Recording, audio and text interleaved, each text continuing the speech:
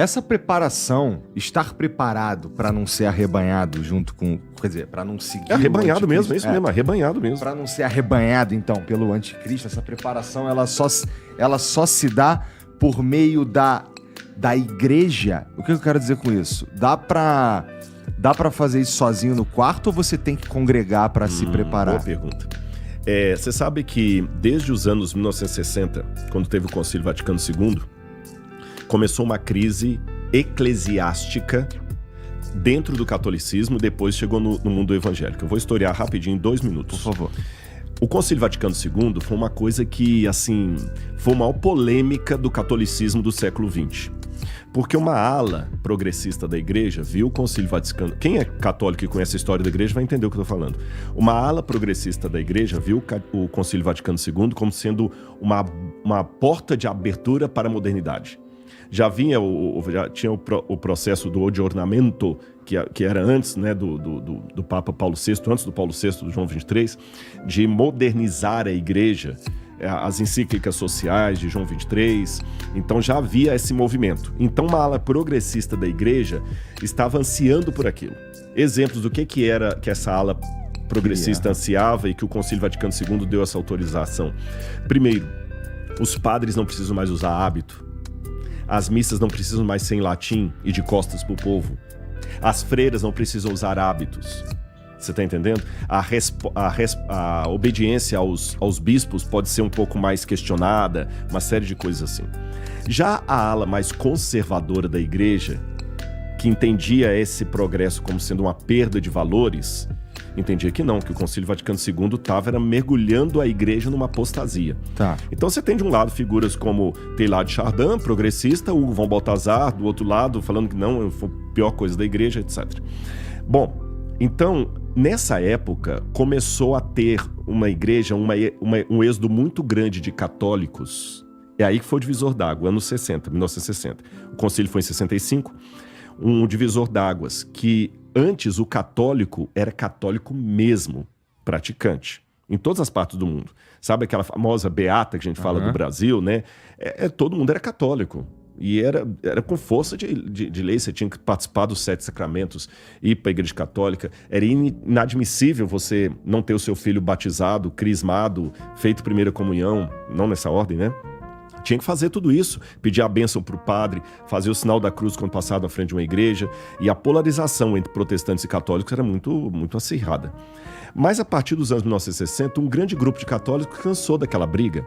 E tem um autor, padre, depois ele até deixou a batina, François Roustang, que ele escreveu um artigo na revista Christus chamado Le Troisième Homme, o terceiro homem. E ele dizia o seguinte... Qual é o nome dele? Roustang, que escreve. Tá. François, né? François Roustang, Le Troisième Homme. Ele falava, antes havia um homem que era o progressista. Perdão, o conservador. Depois veio o progressista. Os dois brigando dentro da igreja. Agora surgiu o terceiro homem, que é aquele católico, que ele cansou da briga, ele só apagou a luz e... Eu sou católico, mas já não vai mais para a igreja, já começa a ficar isso do quarto. Uhum. Aí surgiu esse que vulgarmente a gente chamou de católico de IBGE. Tá. Que a pessoa falou, eu sou católico, mas ele foi à igreja 20 anos atrás. Aí que começou esse fenômeno.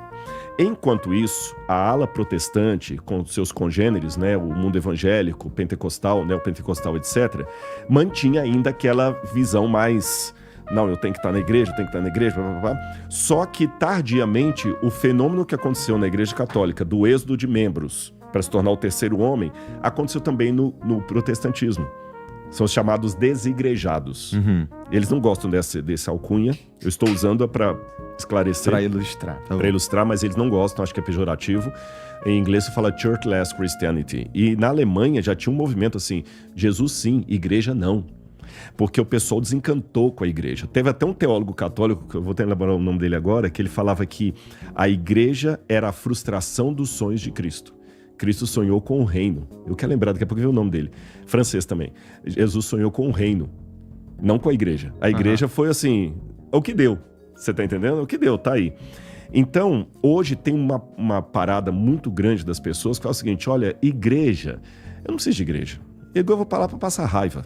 tem tanto escândalo em nome da igreja e tudo mais e tudo, mas qual deveria ser a nossa postura? Biblicamente, tem uma passagem que diz assim: não deixem de congregar como é costume de alguns. Não deixem de congregar.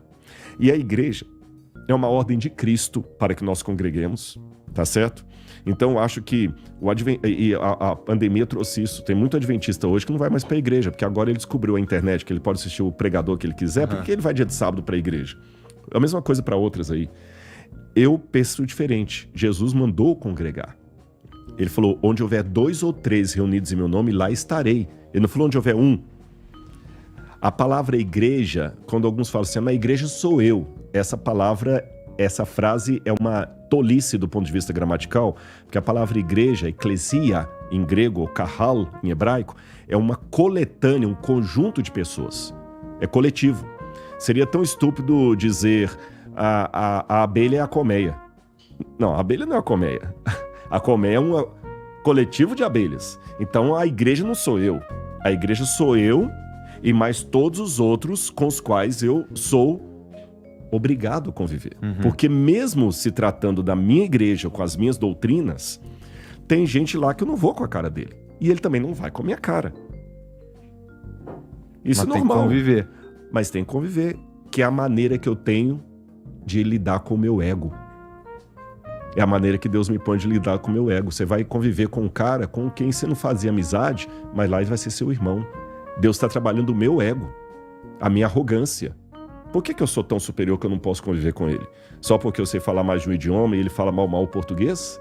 Só porque eu sou um CEO de uma empresa e ele é o faxineiro da igreja? Você tem que estar lá todo mundo cantando junto lá e na hora da Santa Ceia todo mundo participando junto. E na igreja adventista a gente lava os pés uns dos outros na Santa Ceia. Na igreja católica, para dar um exemplo, na Batista, você tem que estar lá com um camarada que, o vizinho que te apurrinha, você está lá com ele na missa, recebendo a comunhão. Então a igreja faz parte dos planos de Deus. Qualquer pessoa avulsa está correndo o sério risco de perder a sua salvação, porque cristianismo sem igreja é como academia sem personal trainer dentro de casa. Você não faz direito, não. Entendi. Você não faz. Tá. Então, muita gente precisa repensar a maneira como encara a própria espiritualidade, porque tem muita gente que pensa... Quer dizer, se a gente for levar em consideração o ponto de vista... o teu ponto de vista. Porque eu conheço uma galera que se diz cristão pra valer, praticante no sentido de eu falo com Deus e tudo mais, mas dentro de casa. Eu não tô indo a nenhum templo regularmente, tá? Mas eu tenho pensado bastante sobre isso, cara. Não sobre espiritualidade, sabe? Isso é uma das coisas que mudou em mim recentemente. Aí. Eu era o cara que via um carro e aí no carro tem o adesivo, foi Deus que me deu. Eu sei. Eu ficava, porra, Deus que te deu, mané. Pô, trabalhou pra cacete, cara, pagou um monte de parcela e foi Deus que te deu. E várias coisas foram acontecendo na minha vida e assim, de um jeito que... uns problemas e as coisas acontecendo num tempo tão certinho e as coisas se encaixando e tal, que eu sei lá, é difícil pra mim dizer que, putz, isso aqui é muita coincidência. Eu já tô acompanhando o seu progresso espiritual desde a primeira vez que eu vim aqui. É? Não, sério. E eu já te falei que eu já orei por você já. Já.